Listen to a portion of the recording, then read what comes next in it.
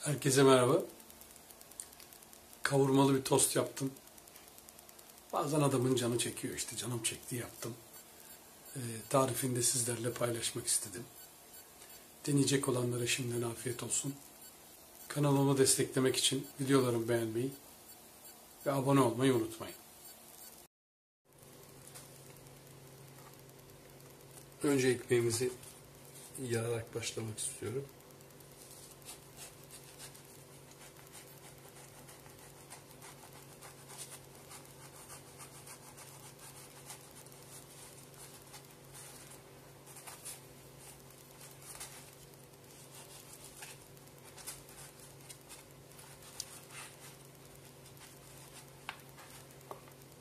Şimdi kavurmalı tost yapacağım.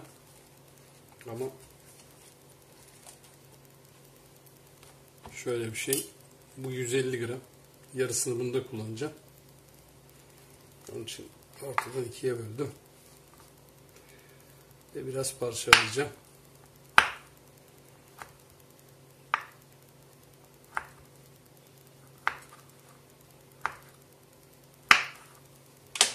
Sonra da ekmeğin kan tarafı.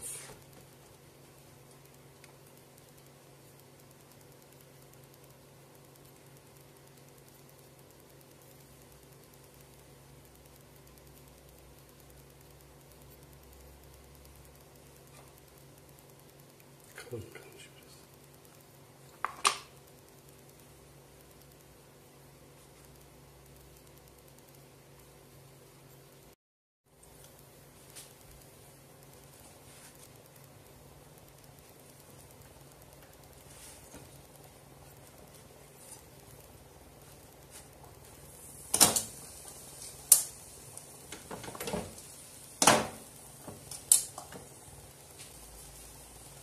Kavurmaların yağının erimesi gerekiyor biraz. Birazını da ekmeğin emmesini istiyorum.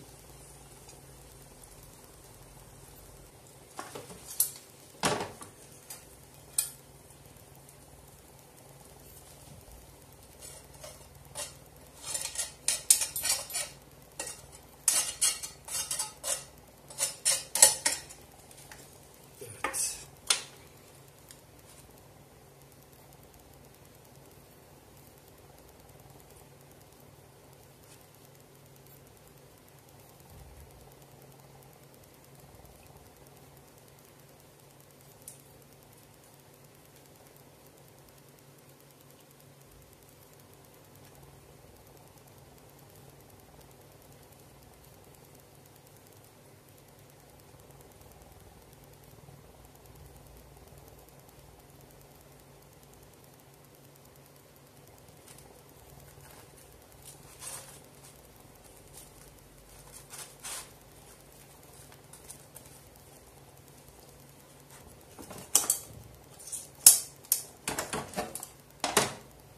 Ağır ateşte yapıyorum.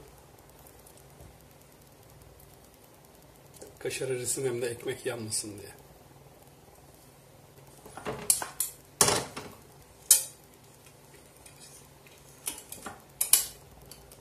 Evet, çevire.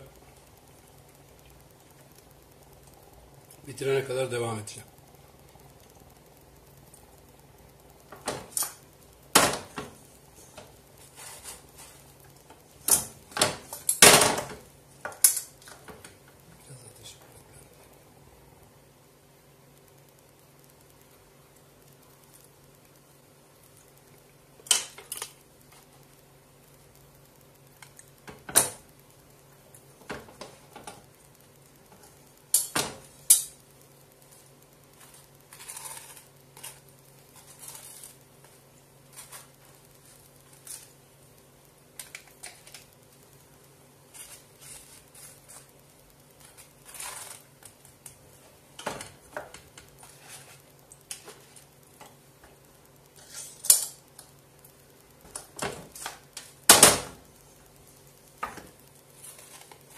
Biraz da tereyağı takviyesi yapıyorum.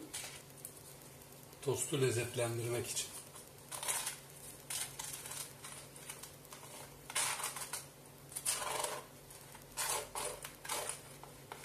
Hem de dış kabuğu yumuşasın diye.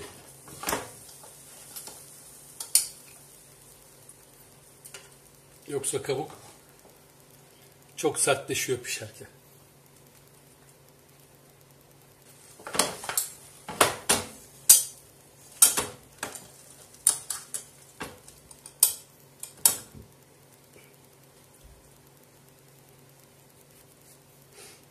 Sıcak içine kadar işleyip kaşarlar erimeli.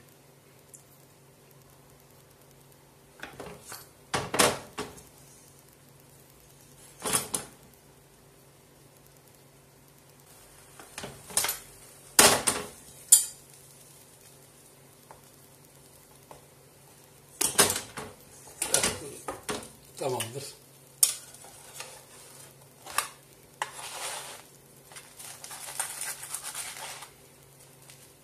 Görüyorsunuz kaşarlar erimiş, her yerinden fışkırıyor. Beni izlediğiniz için teşekkür ederim. Kanalımı desteklemek için beğenmeyi ve abone olmayı unutmayın. Herkese afiyet olsun.